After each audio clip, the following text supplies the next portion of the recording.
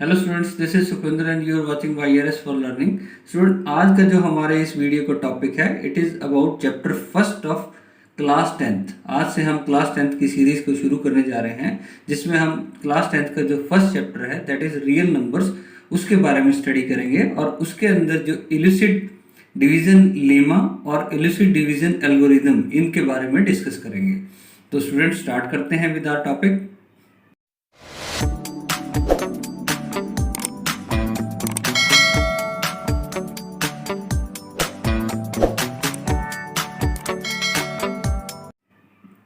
So let's recap about the types of number। आप सबने अपनी प्रीवियस क्लासेस में टाइप्स ऑफ नंबर्स के बारे में, डिफरेंट टाइप्स ऑफ नंबर्स के बारे में स्टडी किया है। तो थोड़ा सा ब्रीफ करते हैं उसके बारे में, थोड़ा रिकॉल करते हैं। तो first is natural numbers. So all positive counting numbers are known as natural numbers. तो ये स्टार्ट होते हैं 1 से। तो 1 से स्टार्ट होकर तो ये इन्फिनाइट तक चलते हैं। सारे पॉजिटिव नंबर्स को हम कहते हैं नेचुरल नंबर्स। तो स्टूडेंट, ये सबसे पहले जो एग्जिस्टेंस में आए थे नंबर, वो नंबर्स हैं जिन्हें हमने कहा नेचुरल नंबर्स। बट क्या हुआ कि मैथमेटिशियंस को एक प्रॉब्लम रेज हुई उनके पास कि जब उन्होंने एक नेचुरल नंबर में से उसी नेचुरल नंबर को जब सब्सट्रैक्ट किया, मीन्स अगर हम 2 में से 2 को सब्सट्रैक्ट करते हैं तो वी आर गेटिंग समथिंग, और उस समथिंग को उन्होंने नाम दिया ज़ीरो का। तो उस तरीके से ज़ीरो एग्जिस्टेंस में आई और हमें एक नए टाइप ऑफ नंबर्स के बारे में मालूम पड़ा, जो कि हैं होल नंबर्स। तो होल नंबर्स क्या होते हैं? Whole numbers are all positive counting numbers, but और ये सभी नेचुरल नंबर्स भी होते हैं। All counting numbers are natural numbers, जो हम ऊपर पढ़ चुके हैं। तो होल नंबर्स में सभी नेचुरल नंबर्स भी आ जाएंगे। बस इसमें एक एडिशनल क्या हुआ है कि वी हैव गॉट ज़ीरो। तो all counting positive natural numbers और all counting positive numbers are known as whole numbers including zero. तो ये स्टार्ट होते हैं ज़ीरो से। तो इसके बाद हमने अपनी क्लासेस में पढ़ा इवन और ऑड नंबर्स के बारे में। तो आप सबको मालूम है कि इवन नंबर्स क्या होते हैं? The numbers which are divisible by 2 are known as even numbers, and which are not divisible by 2 are known as odd numbers. तो उसके बाद जो नंबर्स आए वो आए इंटीजर्स। तो इंटीजर्स क्या होते हैं? इंटीजर्स में क्या है स्टूडेंट? इंटीजर्स में we have all the whole numbers. हमारे पास सभी सारे ऑल होल नंबर्स होंगे, और बट हमारे पास उसके साथ क्या है? We also have all the negative numbers also.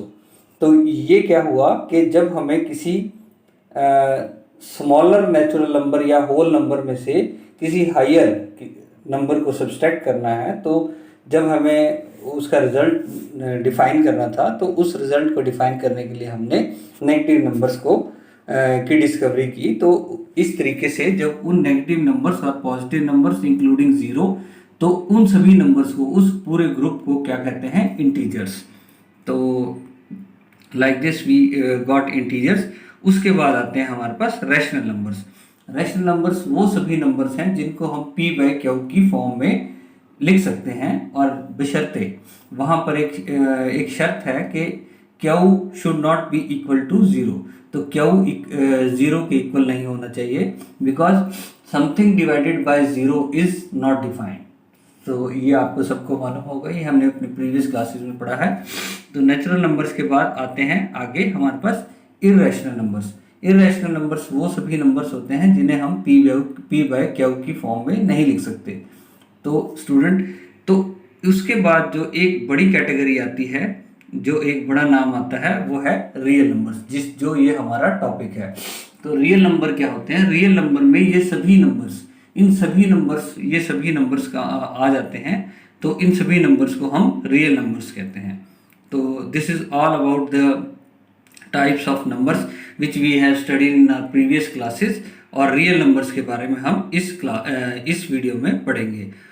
ठीक है स्टूडेंट, तो देखते हैं।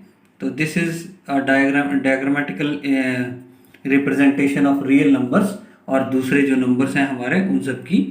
तो उसके बाद आता है let's how we can identify that a real number is a rational number और इरेशनल नंबर। एक रियल नंबर वो रैशनल नंबर कैसे है और इरेशनल नंबर वो कैसे है। तो अगर एक रियल नंबर एक रैशनल नंबर है, if it is an integer and is having decimal representation either terminating और नॉन टर्मिनेटिंग, रेकरिंग और रिपीटिंग। इसका क्या मतलब हुआ कि suppose we have a number, एक रैशनल नंबर है जो p बाई क्यू की फॉर्म में है, तो क्या है कि जब हम न्यूमरेटर को डिनोमिनेटर से डिवाइड करते हैं तो वो कंप्लीटली डिवाइड हो जाता है। तो दैट शोज कि वो नंबर जो वो रैशनल नंबर है that is terminating, means complete division हो गई है। लेकिन कई बार क्या होता है कि हमारे पास कंप्लीट डिवीजन नहीं होती, लेकिन हमारे पास वही नंबर बार बार आता रहता है। सपोज हम 10 को 3 से डिवाइड करते हैं तो वी विल गेट 3 डेसिमल, उसके बाद सारे हमारे पास जब तक हम डिवाइड करते रहेंगे तो हमारे पास 3 आता रहेगा, मीन्स। तो ये हमने अपनी प्रीवियस क्लासेस में भी पढ़ा है। तो इस प्रकार के जो नंबर होते हैं उन्हें हम कहते हैं non terminating recurring, because recurring और रिपीटिंग। तो ये सभी जो नंबर्स होते हैं, इन सभी नंबर्स को हम कहते हैं रैशनल नंबर्स। और इरेशनल नंबर्स की क्या पहचान है या उनको कैसे हम जान सकते हैं कि इनकी जो डेसिमल रिप्रेजेंटेशन होगी वो नॉन टर्मिनेटिंग और नॉन रेकरिंग होगी। Non terminating, non recurring, oblique repeating. तो स्टूडेंट इस तरीके से हम रिपीटिंग, रैशनल और इरेशनल नंबर्स को जान सकते हैं। तो इनकी जो डेसिमल रिप्रेजेंटेशंस हैं उससे हमें क्लियरली वी कैन जज कि this is a rational number and this is irrational number. तो students, this is my video which we have uploaded on our channel।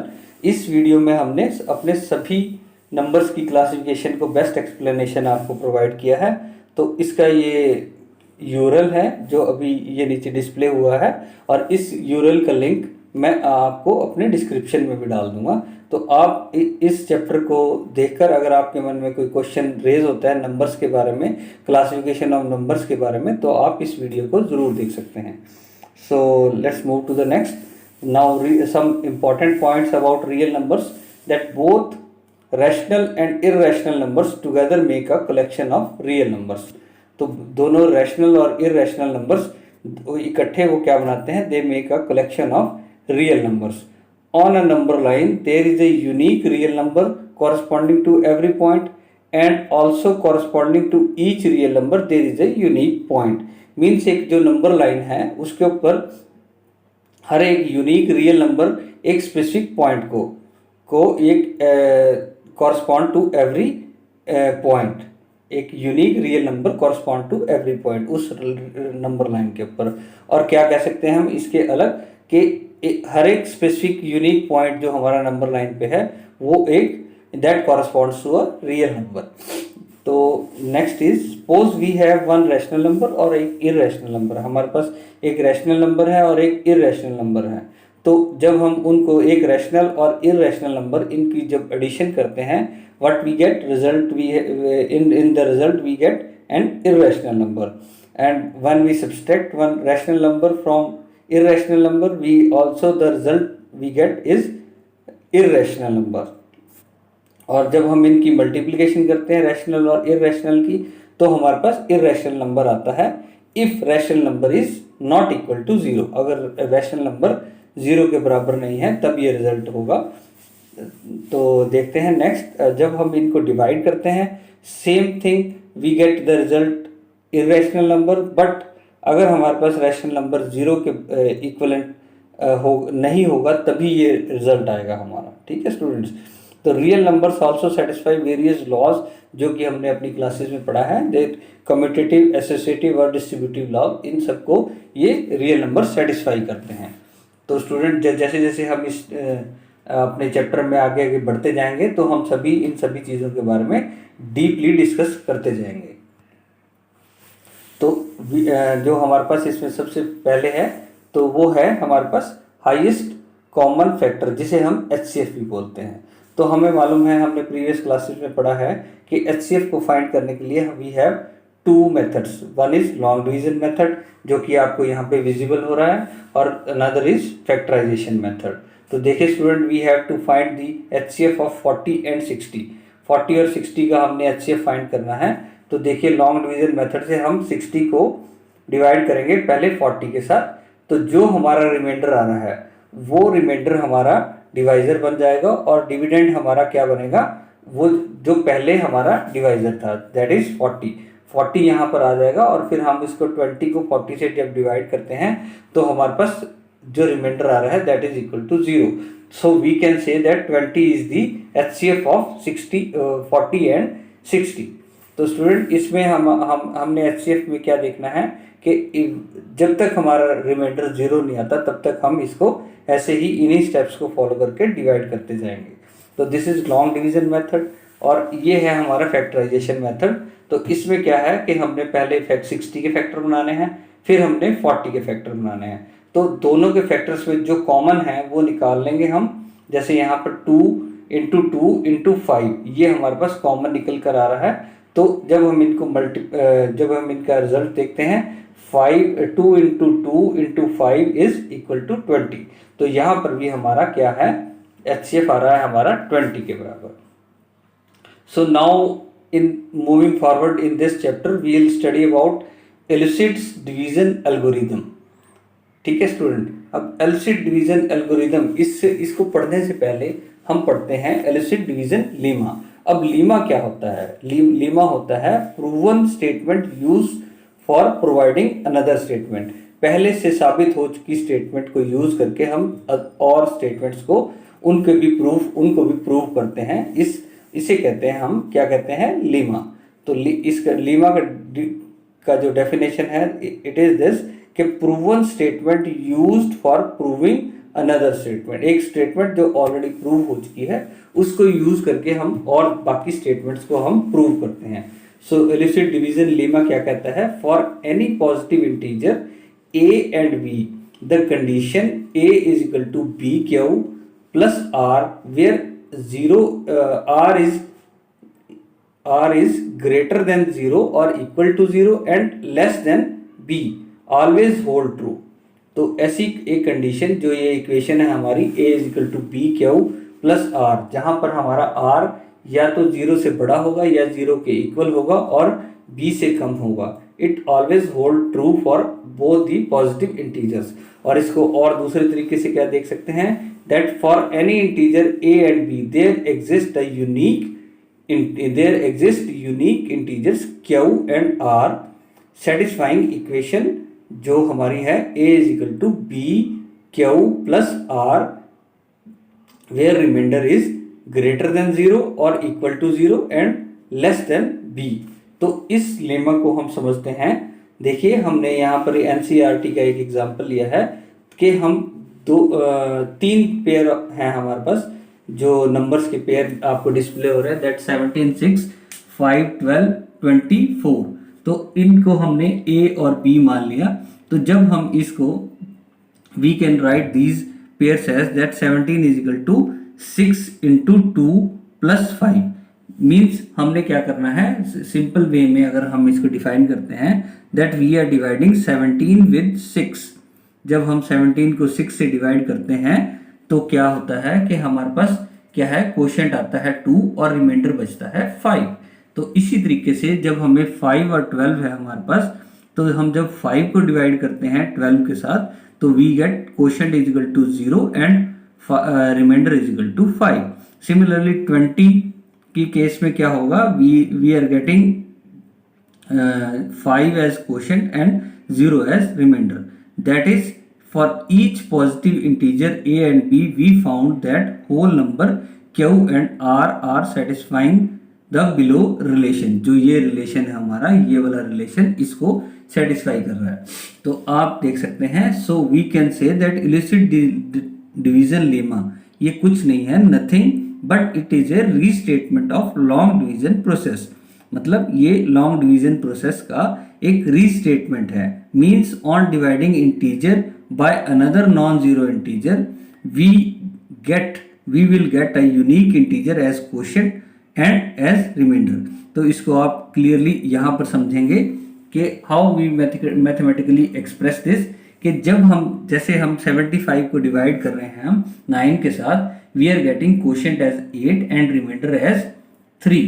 तो आप देखिए यहाँ पर 75 हमारा डिविडेंड है और 9 हमारा डिवाइजर है और 8 हमारा क्वोशिएंट है और 3 हमारा रिमाइंडर है। तो ये एक मैथमेटिकल एक्सप्रेशन है, रिप्रेजेंटेशन या एक्सप्रेशन है, that dividend is equal to divisor into quotient plus remainder. तो इस इक्वेशन में जो a इज इक्वल टू, जो ये डिवीजन लीमा की जो इक्वेशन है, इसमें a जो है that is dividend and b is divisor, q is quotient and r is remainder. तो जो यहाँ पर आपको क्लियरली विजिबल हो रहा है, तो q और r जो क्वोशिएंट और रिमाइंडर है, these are unique integers which we are getting by during this division lemma. So मैं इसको दोबारा पढ़ देता हूं। तो डिवीजन लीमा, इलिसिट division lemma is nothing but a restatement of long division process, means that on dividing an integer by another non-zero integer, we will get a unique integer as quotient and as remainder। तो ये था division, illicit division Lima. और फिर हम देखते हैं उसके, इसके बेस पर क्या है, हमने डिजाइन, इसके बेस पर आया है इलिसिट डिवीजन एल्गोरिथम। अब एल्गोरिथम जो है दैट इज, उसकी जो डेफिनेशन है वो है a series of well defined steps which gives a procedure for solving a problem. हमारे पास एक कोई प्रॉब्लम है, उसको सॉल्व करने के लिए जो सीरीज ऑफ स्टेप्स, जो स्टेप्स हम फॉलो करते हैं, वो स्टेप बाय स्टेप प्रोसीजर को हम क्या कहते हैं, एल्गोरिथम। तो it is nothing but a series of well defined steps. तो ये एक टेक्निक है, we can say it is a technique to compute HCF of two given positive integers. ये एक टेक्निक है HCF को फाइंड करने की। मींस जो हमने पीछे प्रीवियसली पढ़ा है कि एक लॉन्ग डिवीजन मेथड है, एक फैक्टराइजेशन मेथड है HCF फाइंड करने का। तो HCF को फाइंड करने का ये illicit division algorithm, this is another method जो एक स्टेप बाय स्टेप प्रोसीजर है। और उस प्रोसीजर को अगर हम फॉलो करते हैं तो हमें इजीली अपना HCF, दो नंबर्स, दो पॉजिटिव इंटीजर्स का हमें we will get the HCF of that positive integers. तो देखते हैं इसको, इलिसिट division algorithm steps in finding HCF। तो suppose we have to find HCF of two positive integers a और b, where a is greater than b, then we have to follow the below step। तो step 1 में क्या होगा, first of all apply इलिसिट division lemma to a and b and we find whole numbers q and r such that a is equal to bq plus r। तो students, सबसे पहले हमने step 1 में इलिसिट डिवीजन लीमा को apply करना है अपने दोनों इंटीजर, दो पॉजिटिव इंटीजर जिनका हमें HCF फाइंड करना है। तो इस केस में हमारे पास क्या आएगा, हमारे पास we will get quotient and remainder. तो हमारा मेन मोटिव रहेगा कि हमारा जो रिमाइंडर है that should be equal to 0, हमें उसको इक्वल टू 0 लेके आना है। तो उससे ही हमें अपना HCF फाइंड होगा। अगर हमारे पास HCF, अगर हमारे पास फर्स्ट स्टेप में रिमाइंडर इज इक्वल टू 0 आ गया, तो हम क्या कह सकते हैं, जो हमारा डिवाइजर, जो कि डिवाइजर यहाँ पर क्या है, b, तो वो b जो है that is the HCF of that a and b। अगर हमारा रिमाइंडर 0 के इक्वल नहीं आता तो हम फिर उसको इलिसिट डिवीजन लीमा को फर्दर अप्लाई करेंगे, और वो अप्लाई किस पे होगा, जो हमारे पास स्टेप 1 में जो हमारे पास b है और जो हमारे पास रिमाइंडर r है। तो हमारे जो डिवाइजर और रिमाइंडर जो स्टेप 1 में थे, उनको हम, उनके ऊपर हमारा डिवीजन लीमा, इलिसिट डिवीजन लीमा अप्लाई होगा, जिसमें कि हमारा b जो है, जो फर्स्ट स्टेप में जो हमारा डिवाइजर था, that will become the dividend and remainder will become the divisor. और इस तरीके से हम इसको, इस सारे प्रोसेस को, स्टेप्स को कंटिन्यू करते रहेंगे जब तक कि हमारा रिमाइंडर 0 नहीं आता। तो जब हमारा रिमाइंडर 0 आ जाएगा तो उस स्टेप में जो डिवाइजर होगा वो डिवाइजर हमारे उन नंबर्स का HCF होगा। तो इसको हम और थोड़ा क्लियरली एक एग्जांपल के थ्रू हम इसको अंडरस्टैंड करते हैं। Suppose in a question we have 135 and 225, दो नंबर्स हैं, उनका हमने HCF फाइंड करना है। तो स्टेप 1 में स्टूडेंट हम क्या करेंगे, स्टेप 1 में हम सबसे पहला जो हमारा स्टेप होगा, इन दोनों नंबर्स में we'll find which one is greater and which one is smaller. Like in this step, in our this question we are having 225 greater than 135. अब क्या करेंगे, हम जो 225 है, जो ग्रेटर नंबर है, उसको हम a मान लेंगे, और जो स्मॉलर नंबर 135 है उसको हम b मान लेंगे। तो इस स्टेप में हम will apply the Euclid's division lemma. जब हम इलिसिट डिवीजन लीमा को अप्लाई करते हैं, जो इक्वेशन है हमारी a is equal to B Q plus R, where R is greater than 0 और equal to 0 and less than b। तो स्टूडेंट जब हम इसमें अपने a और b की वैल्यूज को पुट करते हैं तो क्या होता है कि तो आप यहाँ पर देख रहे हैं, तो इस स्टेप में क्या होगा, on dividing 225 by 135 we'll get the quotient is equal to 1 and remainder is equal to 90। तो रिमाइंडर हमारा 90 आएगा और क्वोशेंट हमारा आएगा 1। तो हम इसमें यहाँ पर हमने इस इक्वेशन में यहाँ पर हमने पुट कर दिया है that 225 is equal to 135 multiply by quotient जो कि है 1 प्लस रिमाइंडर दैट इज 90, जो हमारा इसमें है 90। तो यहाँ पर हम देख रहे हैं कि since the remainder is not 0, तो रिमाइंडर हमारा 0 के बराबर नहीं आया है, तो हम प्रोसीड करेंगे अपने स्टेप 2 की तरफ को। अब देखिए स्टेप 1 में हमारे पास ये इक्वेशन बन रही थी, तो इसमें हमारे पास क्वोशेंट था 1 और रिमाइंडर आया था हमारा 90। तो अब हमें स्टेप 2 में क्या करना है, स्टेप 2 में क्या होगा स्टूडेंट, जो हमारा b था स्टेप 1 का b, जैसे कि यहाँ पर 135 which was b in step 1 will now become a in step 2। अब स्टेप 2 में वो a बन जाएगा, और 90 which was r in step 1, r means remainder in step 1, will now become b in step 2, वो अब स्टेप 2 में डिवाइजर बन जाएगा। तो हम इलिसिट डिवीजन लीमा इस स्टेप 2 में लगाएंगे, जो कि यहाँ पर हमने लगाया है। तो इस केस में फिर हमने 135 को हम क्या करेंगे, 90 के साथ, जो 135 हमारा डिविडेंड बना है और 90 हमारा डिवाइजर है, तो जब हम 135 को 90 से डिवाइड करेंगे तो क्या होगा कि हमारे पास क्वोशेंट क्या आता है, we'll get quotient is equal to 1 and remainder is equal to 45। तो यहाँ से हमारा क्वोशेंट और रिमाइंडर हमें मिल जाता है। तो इस केस में भी हमारे पास क्या हो रहा है कि we are not getting remainder equal to 0, तो हमें स्टेप 3 की तरफ को जाना पड़ेगा। तो हम स्टेप 3 की तरफ चलते हैं। तो स्टेप 3 में अब क्या होगा, स्टेप 3 में सेम क्या होगा कि जो स्टेप 2 में हमारे पास जो b है दैट इज इक्वल टू 90 और जो हमारा रिमाइंडर है 45, वो उन दोनों को के ऊपर हम कंसंट्रेट करेंगे। तो 90 which was b in step 2 will now become a in step 3। वो 90 जो b है हमारे पास स्टेप 2 में, वो हमारे पास अब स्टेप 3 में क्या बन जाएगा, a। ठीक है स्टूडेंट। और उसके बाद हमारा जो है 45 जो हमारा रिमाइंडर है विच वॉज r इन और remainder in step 2 will now become divisor in step 3, means b बन जाएगा वो हमारा स्टेप 3 में। तो इस केस में हमारे पास डिविडेंड आ रहा है 90 और डिवाइजर आ रहा है हमारा 45। तो स्टूडेंट जब हम 90 को 45 से डिवाइड करेंगे तो हमारे पास क्वोशेंट आएगा इक्वल टू 0, क्वोशेंट आएगा हमारा 2 और रिमाइंडर आएगा 0। तो student finally we got the remainder as 0। तो यहाँ पर हमें 0 मिल चुका है। तो हम क्या कह सकते हैं कि HCF of 225 and 135 will be the divisor. जो डिवाइजर है यहाँ पर that is b in step 3, जो b है स्टेप 3 में जो कि है 45। तो 45 is the HCF of 225 and 135। तो like this by following step 1, step 2, step 3 we will get the HCF by following एलिसिट्स division algorithm. Means ये स्टेप बाय स्टेप प्रोसीजर को हम एल्गोरिथम बोलते हैं।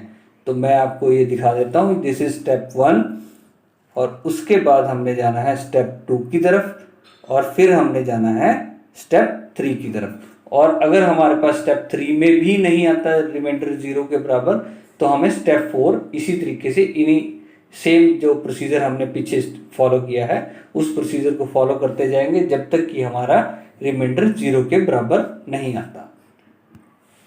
तो this is some explanation about all these step 1, step 2, step 3 और step 4 के बारे में सारी एक्सप्लेनेशन है। तो आप इसको गो थ्रू हो सकते हैं, आप इसका स्क्रीनशॉट भी ले सकते हैं। So with this we have completed our Euclid's division lemma and Euclid's division algorithm. तो स्टूडेंट इससे हमने ये दो पॉजिटिव इंटीजर्स के एचसीएफ को फाइंड करने का प्रोसीजर को जाना है। तो hope you find it helpful. So student, thank you very much. So thanks for watching. So our team is always happy to hear from you. So student, अगर आपको कोई क्वेश्चन या क्वेरी है तो आप हमारे इस नंबर पर व्हाट्सएप कर सकते हैं। We are available on Telegram, Twitter and Facebook. So keep watching and if you have any query, so please do comment us so that आपकी क्वेरी का हम जल्दी से जल्दी और बेटर एक्सप्लेनेशन के साथ आपकी सेटिस्फेक्शन करा सकें और उस क्वेरी का सोल्यूशन आपको प्रोवाइड कर सकें। So thank you student, thank you.